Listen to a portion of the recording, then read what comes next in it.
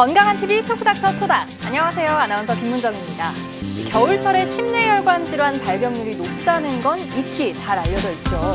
그런데 최근 영국 런던대 발표에 따르면 여름에도 온도가 1도 오를 때마다 뇌졸중으로 인한 사망률이 2.1% 증가한다고 합니다. 또 미국 심장학회에 따르면 기온이 32도 이상이면 뇌졸중 증상이 66%나 높아진다. 이런 결과를 내놨는데요. 그래서 여름철에도 더 이상 안심할 수 없는 뇌졸중, 오늘 토크닥터 토닥에서 자세히 알아봅니다. 먼저 건강맨 이원구 씨 소개합니다. 안녕하세요. 네, 안녕하세요. 오늘도 건강맨 이원구와 함께 건강한 정보, 흥미진진한 퀴즈 함께 하시죠. 네, 그리고 뇌졸중에 대해서 속 시원하게 알려주실 전국권역 심내혈관 질환센터 이학승 센터장님과 함께합니다. 어서 오세요. 예, 안녕하세요. 반갑습니다.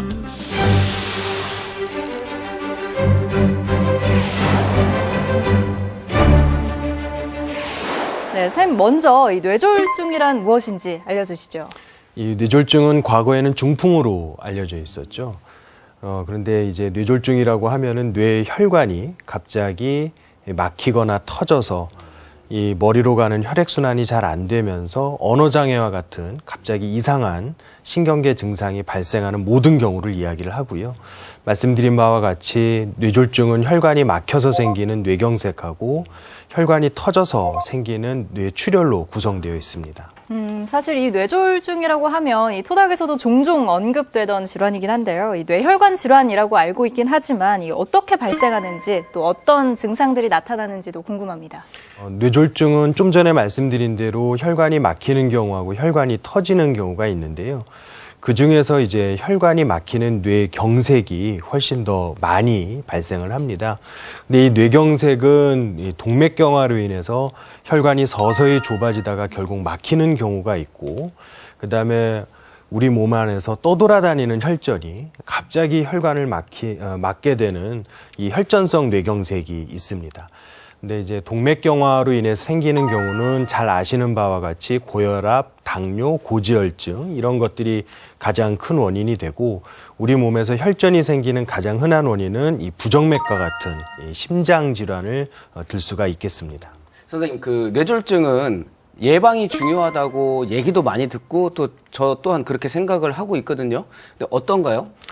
예, 그렇습니다. 뇌졸중은 크게 1차 예방하고 2차 예방으로 나눌 수가 있고요. 1차 예방이라고 하면은 뇌졸중이 발생하기 전에 예방을 하는 것이고, 2차 예방은 뇌졸중이 일단 생겼지만 재발을 막기 위해서 이제 하는 예방법을 2차 예방이라고 합니다. 사실 1차 예방법하고 2차 예방법이 그렇게 크게 차이가 나진 않습니다만은 아무래도 병이 발생하기 전에 하는 1차 예방은 약물 치료로 인한 예방법보다는 음식, 운동, 이러한 생활 습관 교정을 통한 방법들이 더 많이 유용하게 사용이 되고 있습니다. 그렇다면 그 치료 과정은 어떻게 되나요? 예, 말씀드린 대로 뇌졸중은 치료가 굉장히 중요하고요. 시간이 특히 중요합니다. 예전에 이제 time is brain이라는 말이 우리 이제 신경과 내에서는 표어로 사용될 정도로 문제는 뭐냐면은 뇌경색이 발생한 시간을 정확히 안다라고 가정을 했을 때 혈관을 뚫기 위해서 재개통을 하기 위해서 약제라든가 시술을 할 수 있는 시간이 4시간 반으로 제한이 되어 있다라는 점입니다. 물론 예전에 비해서 좀 더 많은 시간을 두고 할 수도 있지만 어찌됐든지 간에 4시간 반이라는 그 짧은 시간 내에 치료가 이루어져야 되기 때문에 굉장히 뇌졸중 치료에 있어서는 시간을 단축시키는 것이 굉장히 중요하다고 볼 수 있습니다. 그러니까 이게 증상 발생 후 4시간 30분. 원구 씨, 네. 뇌졸중 발생 후 4시간 30분이에요. 시간이 없어요. 아시겠어요? 저한테 왜 그러시는 거예요? 한 번 더 꼼꼼하게 짚어드려요. 저 기억 못할까 봐 지금 그러는 거 아니에요? 그럼요. 선생님, 그러면 어떤 증상이 있었을 때 4시간 30분 전에 찾아가야 되나요? 병원을? 뇌졸중의 증상의 가장 큰 특징은 없던 증상이 갑자기 생긴다라는 거고요. 대표적인 뇌졸중의 증상은 말이 어둔해지거나 말이 잘 안 나오는 언어 장애라든가 한쪽으로 팔다리의 근력이 힘이 빠지게 되는 근력 약화, 그리고도 이제 중심을 잡기 힘들 정도의 어지럼증이라든가 견디기 심한 두통 등이 대표적인 뇌졸중 증상이라고 말씀드릴 수 있습니다. 여러분 잘 들으셨죠? 이런 증상이 발생이 된다 하면 4시간 30분 전에 꼭 병원을 찾으시기 바랍니다. 네, 이 뇌졸중 예방약으로 또 가장 많이 알려진 게 사실 아스피린이잖아요. 그런데 이거를 좀 일찍부터 복용을 시작하는 게 효과가 더 좋을까요? 지금까지 뇌졸중 예방을 위해서 가장 잘 알려져 있는 것이 아스피린 약이고요. 실제로 2차 예방을 위해서 가장 먼저 사용되는 약이 아스피린이기도 합니다. 근데 여기서 좀 구별을 좀 하실 필요가 있는 것이 1차 예방의 권고약으로서의 아스피린은 이제 제외가 되었습니다. 그 이유는 이 아스피린이 병이 생기기도 전에 오랜 기간 동안 복용을 한다라고 해서 뇌졸중을 예방하는 효과가 그렇게 크지 않을 뿐더러 아스피린이 가지고 있는 단점, 그러니까 위장출혈을 일으킬 수 있는 장복을 했을 때 이러한 문제들이 여러 번 보고가 됨에 따라서 지금은 1차 예방을 위한 아스피린은 제외되고 있는 그런 상태입니다. 그러면 무턱대고 막 먹어서는 안 되겠네요. 네. 그렇습니다. 네. 네. 첫 번째 오늘 OX 퀴즈가 이 아스피린하고 관련이 있거든요. 네. 첫 번째 OX 퀴즈 시청자 여러분들도 집중해서 함께 보시죠.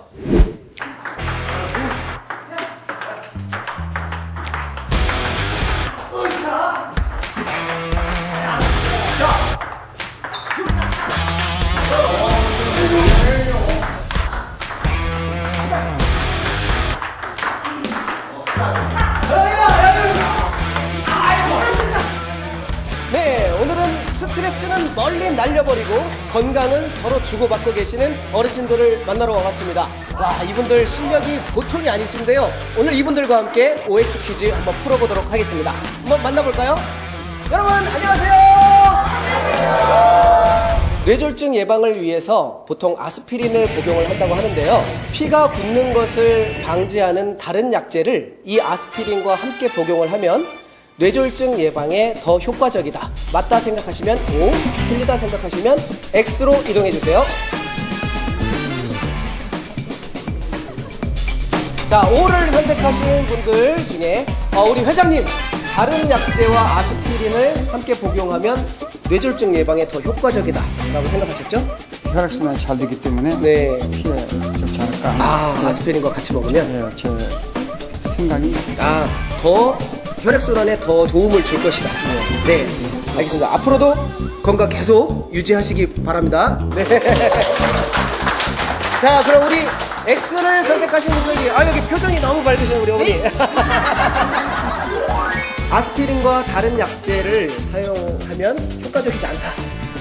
아스피린만 먹어도 네. 혈액순환이 잘 되고 네. 그러는데 또 수술할 때 지혈이 안 된다고 걱정하는데 네. 거기다가 또 잘 되는 약을 더 먹으면 과잉 반응이라고 할까? 너무나 넘쳐서 안 될 것 같아요. 자신 있는 어떤 기술 있으신가요? 기술은 없어요. 나는 때리는데 약해가지고 때린다고 때리면 이게 없는 대로 핵 가버려요. 그래가지고 그럼 어떤 수비형이신가요? 수비형. 수비형이죠. 수비형이세요? 예. 한번 받아보시겠어요? 그러면 수비를 어떻게 하시는지. 수비는 잘해요.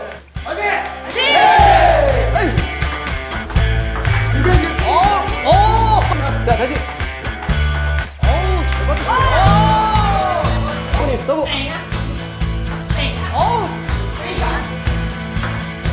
잘하시네. 정말 뭐 수비형이 아니라 공격도 아주 잘하셨어요. 잘 앞으로도 꾸준하게 운동하시길 바랍니다. 예, 감사합니다. 네, 감사합니다. 화이팅! 네, 아스피린과 함께 항혈소판제를 같이 복용하면 뇌졸중의 예방에 더 효과적이다. 맞으면 O, 틀리면 X. 네, 정답은요? 예, 정답은 X입니다. 물론 어떤 특정 혈관 상태에 따라서 일정 기간 동안 아스피린과 다른 항혈소판제를 같이 사용하는 경우도 있습니다만은 일반적으로는 여러 가지 항혈소판제를 오랜 동안 복용을 하시게 되면 오히려 위장출혈과 같은 부작용의 우려가 더 높습니다. 그래서 일반적으로는 항혈소판제는 한 가지로만 사용을 하는 것이 권고되고 있습니다. 네, 그러니까 이 혈소판, 피를 멎게 해주는 걸 막아준다는 건 이 피를 잘 통하게 해주는 약물이라는 뜻인데 또 항응고제라는 게 있잖아요. 이게 어떤 점에서 다를까요? 예, 그 두 가지 약물은 모두 다 뇌졸중 예방 약물로 사용을 하는데 동맥경화인 경우에는 결국 혈관이 좁아지는 것을 막아야 되기 때문에 그때 사용하는 약이 항혈소판제라고 말씀드릴 수 있고요. 혈전이 떠돌아다니는 경우에는 그 혈전 자체를 녹여버려야 되기 때문에 일종의 피를 묽게 만드는 그런 역할을 하는 것이 항응고제라고 할 수가 있겠습니다. 다만 항응고제는 약물 농도가 일정하게 유지가 되어야 되기 때문에 혈액 검사를 주기적으로 시행을 하면서 약을 쓰지요. 근데 요새는 새로운 항응고제들이 여러 종류 개발이 되면서 피 검사 없이도 사용할 수 있는 항응고제가 개발이 되어 있습니다.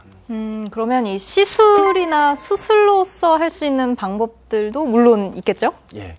혈관이 너무 많이 좁아져 있는 경우에는 약만으로는 제대로 된 효과를 보기가 어렵습니다. 그래서 가장 많이 실시하는 시술이 이 목동맥 스텐트 시술이라고 그래서 좁아져 있는 목혈관을 마치 우리가 풍선이라든가 스프링 같은 것을 넣어서 확장시키는 시술이 있고, 또 하나는 머리 안에서 혈액순환이 원활하지 못하는 경우에는 이 두피에 있는 피부 혈관을 머리 안으로 이식을 해가지고 혈액순환을 원활하게 해주는 그러한 방법도 있습니다.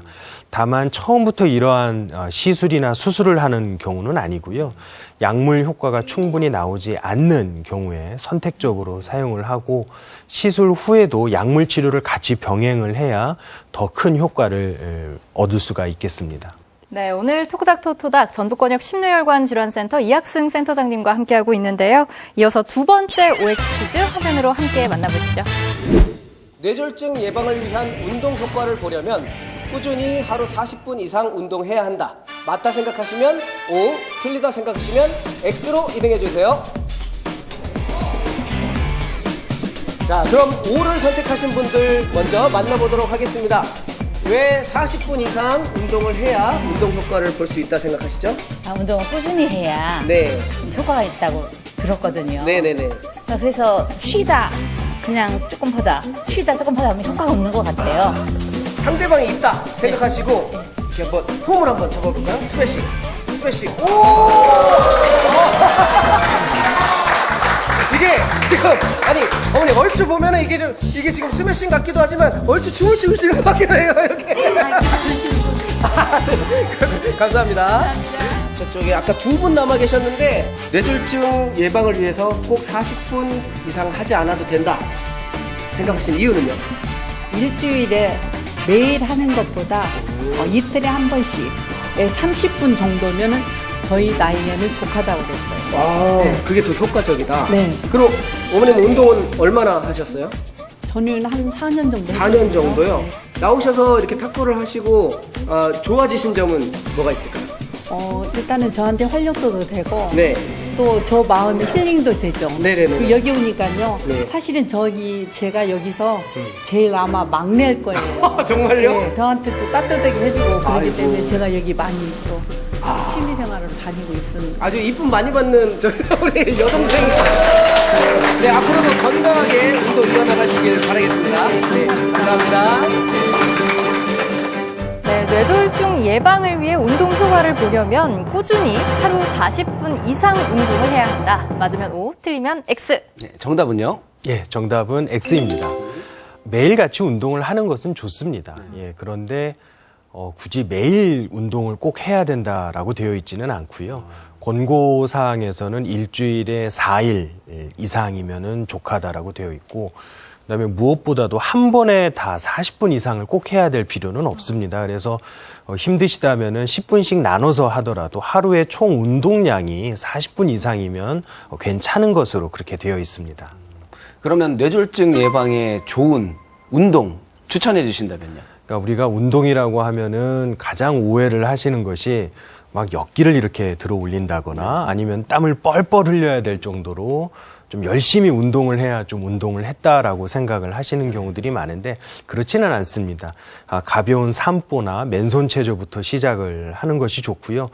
다시 말씀드리면 가벼운 유산소 운동으로 시작을 하는 것이 좋습니다. 이 운동도 중요하겠지만 사실 제가 운동을 그렇게 성실히 하는 타입이 아니어서 그런지 몰라도 이 일상생활에서 뇌졸중을 예방할 수 있는 방법들이 다른 것들도 좀 있을 것 같아요.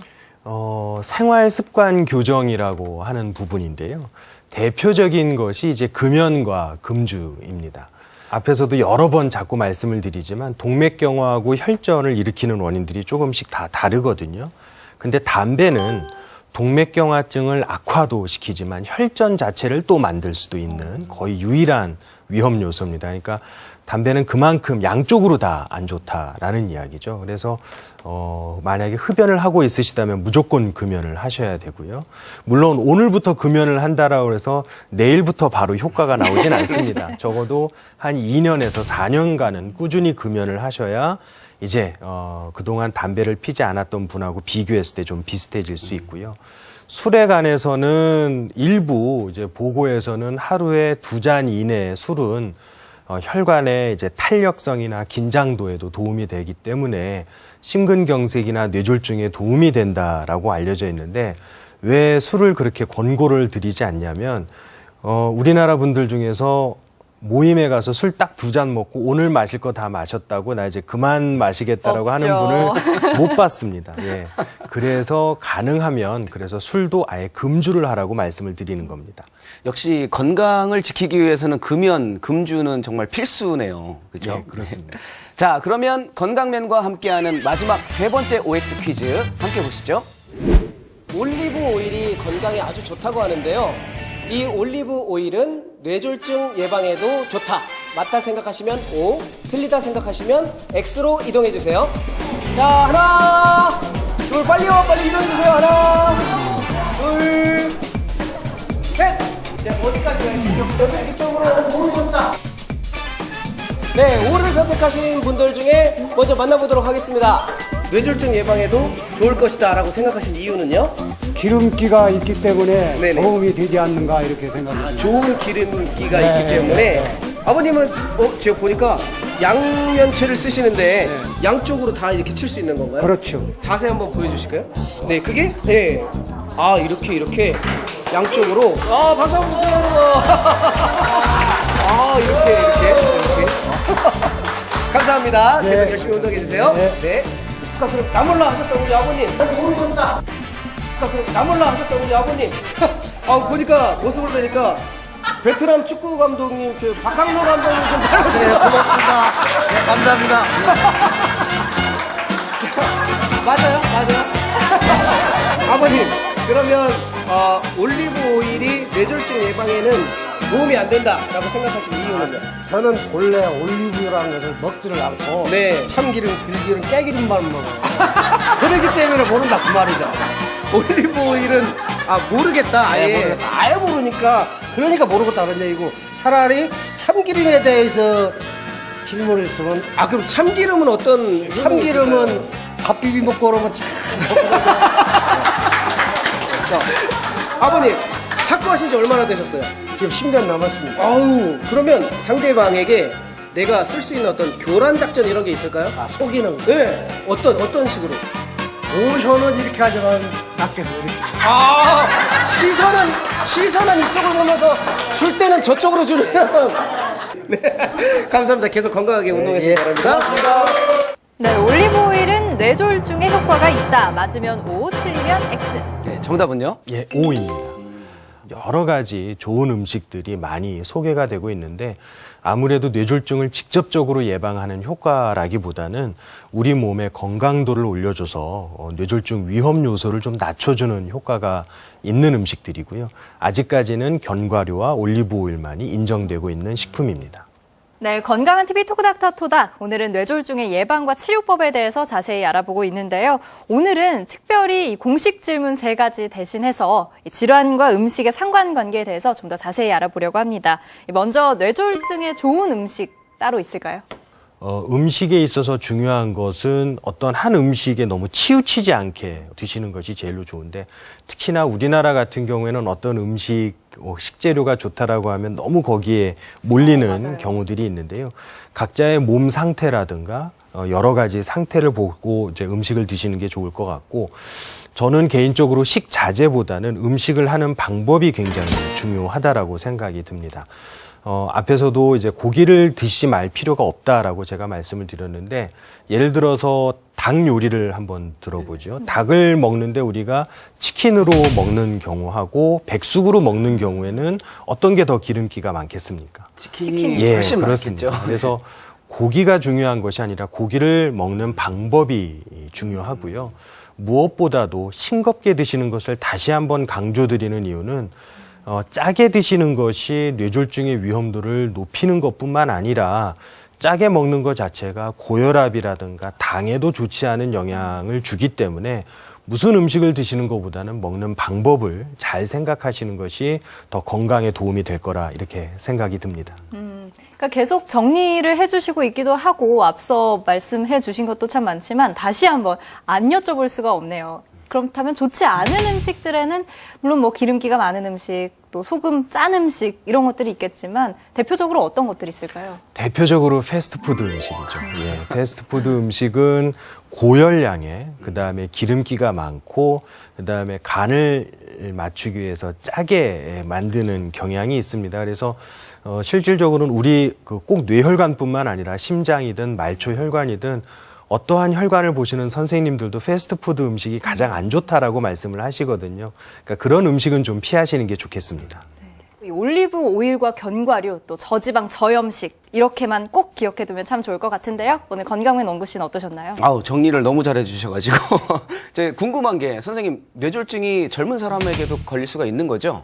예, 예전과 다르게 식생활 자체가 서양화되고 그다음에 흡연 인구, 그다음에 음주 인구, 비만 인구가 늘어남에 따라서 지금은 우리나라에서도 30, 40대 젊은 연령층에서 뇌졸중 발생률이 매년 올라가고 있는 상태입니다. 그래서 이러한 것들을 예방하기 위해서는 전체적인 우리가 쉽게 말씀드리자면 마치 성인병 예방 관리처럼 우리 몸에 대한 관심이 좀 더 필요하다라고 볼 수 있겠습니다. 네, 이처럼 젊은 사람들에게도 뇌졸중이 걸릴 수 있다고 하니까 건강은 또 건강할 때 지키라는 말이 맞아요. 있잖아요. 네, 젊다고 너무 자만하지 않고 지금부터 뇌졸중 예방에 좀 신경을 쓰면서 살아가야겠다는 생각을 했습니다. 네, 감사합니다.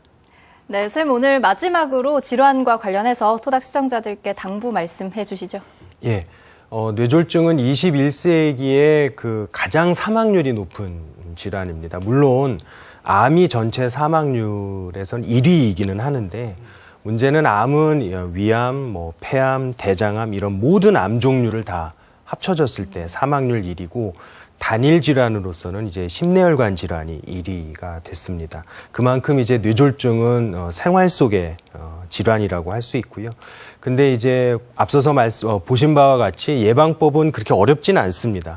생활 습관 교정부터 하나하나씩 이제 뇌졸중 예방 방법을 찾아갈 수가 있고요. 그래서 너무 뇌졸중을 걱정하지 마시고 두려워하지 마시고 본인의 몸 컨디션을 먼저 확인하시고 거기에 맞는 좋은 예방법을 찾아가셨으면 좋겠습니다. 건강한 TV 토크닥터 토닥. 오늘은 전북권역 심뇌혈관 질환센터 이학승 센터장님과 함께 뇌졸중을 주제로 이야기 나눠봤습니다. 저희 토닥은 여러분의 건강의 플러스 또 행복의 플러스가 될 수 있도록 늘 함께 고민하고 노력하겠습니다. 오늘 준비한 내용은 여기까지입니다. 여러분 우리는 다음 주 이 시간에 또 만나요. 안녕히 계세요.